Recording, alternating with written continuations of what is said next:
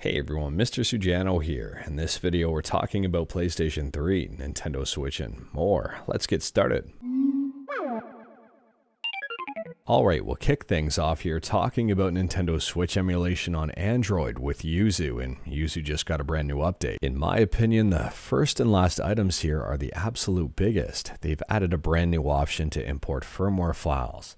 If you've got your own Switch firmware files and you import them into the app, chances are you'll get better performance and game compatibility. They've added a brand new option here to export and share log files. If you're involved with their Discord and you're running into issues, these may really help you out.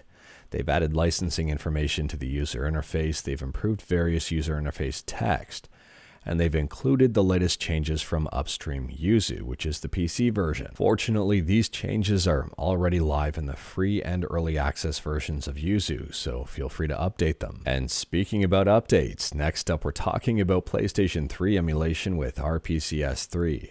If you use RPCS3, you might be excited to know that they tweeted out today and said the amount of loadable games in their compatibility list is now back down to 0. Loadable doesn't mean you can load it up and play it. Loadable means the game will load but you can't play it, so moving something off that list is a very good thing. And Mercenaries 2 World in Flames demo has been moved to in-game. If you are curious about RPCS3's compatibility list, I'll drop a link to it in the description below and feel free to check it out. Out of 3,612 games that they've tested, currently 2,456 games or 58 games are playable. That means 68% of the games they've tested you can play. And speaking about games that you can play, next up we're talking about one that you can't, not yet anyway, and probably not for a while. Unless they rush this one to production like they did the previous one and they didn't learn anything. There's a brand new Cyberpunk 2077 being planned. It's codenamed Cyberpunk Orion. Let me know your thoughts about this one in the comments below. I'm kind of surprised to see that the game is actually getting a sequel. What a way to turn it around. And speaking about turning stuff around, next up we're talking about Twitch, who turned around and walked back a brand new policy that they just unveiled that did not resonate well at all with the community. They tweeted out here, today's branded content policy update was overly broad. This created confusion and frustration, and we apologize for that. We missed the mark with the policy language and will rewrite the guidelines to be clearer.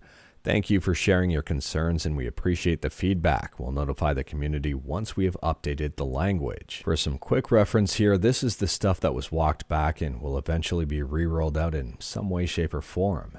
Inserted burned-in display ads are not allowed. Inserted burned-in audio ads are not allowed. Inserted burned-in video ads are not allowed. And logos on stream here, on-stream brand overlays are limited to 3% of the screen size.